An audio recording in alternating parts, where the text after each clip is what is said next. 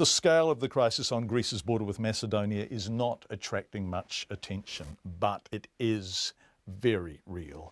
Aid workers say the situation at one small border town in northern Greece could easily spin out of control as more and more refugees arrive and the border remains closed to almost all of them.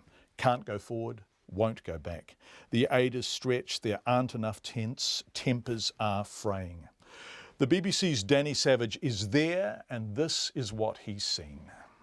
Well, going up to the border today between Greece and Macedonia, there's some 10,000 people crammed in to two large fields. It looks like a summer rock festival, but minus the fun. There's lots of tiny multicoloured tents spread across this area.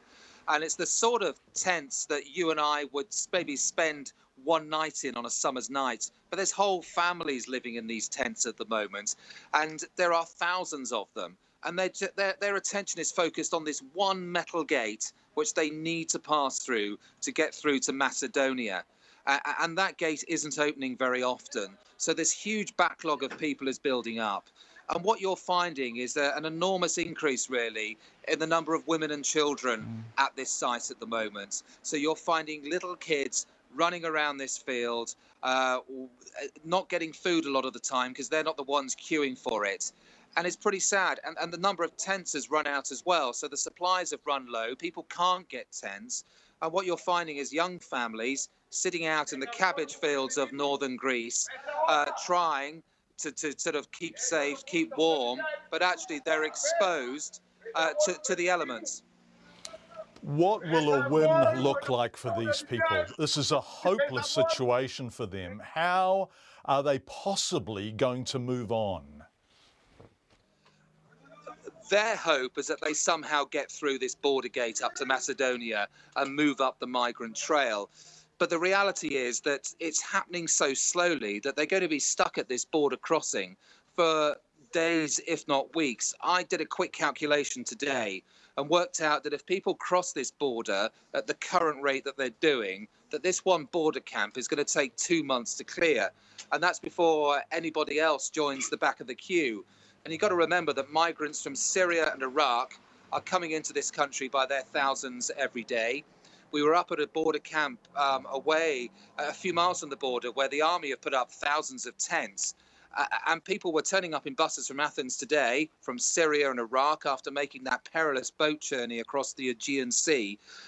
And they were just getting off the bus and walking up the road towards the border because they all want to be at the border. They all want to feel as though they're at the front of the queue. But at the front of that queue, it's desperate, it's fraught. There was fights breaking out today among the migrants. All they've got to do is sit around and wait. And they're sitting on top of each other in a very small space. Tempers are fraying, people are losing their temper, and children are having to run for cover because of fights breaking out. Danny, the Macedonian government, of course, it's an almost impossible position for them because there is intense domestic pressure saying don't let them in. There are the people themselves desperate to be let in. There is Europe and then the eyes of the world. How are they responding? The Macedonian authorities say they are merely passing on policy from other countries up the migrant route. You've got to remember that here in Europe, just before Christmas, there was a united policy to deal with this migrant crisis, effectively moving people up through the continent towards Germany, which is the one country that has its doors open to the migrants and says it will take them. However, they have to pass through many countries to get there. One of those countries is Austria. It's limited the number of migrants that can pass through its borders daily to 3,200 a day. That's causing a backlog further down. It's already caused several countries to say, you know what, we're not going to let Afghans in. So it's only Syrians and Iraqis going up this long trail through the Balkan countries. So you're in a pretty desperate situation if you're not a Syrian or an Iraqi.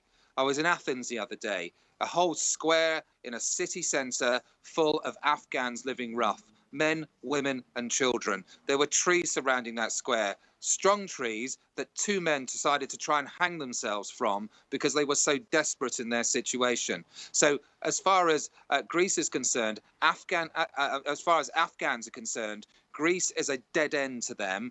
Whereas for Syrians and Iraqis, there is hope. But people are crossing the borders so slowly. But what's going to happen here? There's going to be a huge buildup of migrants in the coming weeks, potentially 100,000 people here.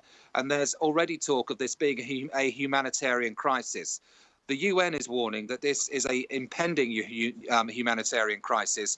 You talk to the aid agencies in this country, they say there already is one.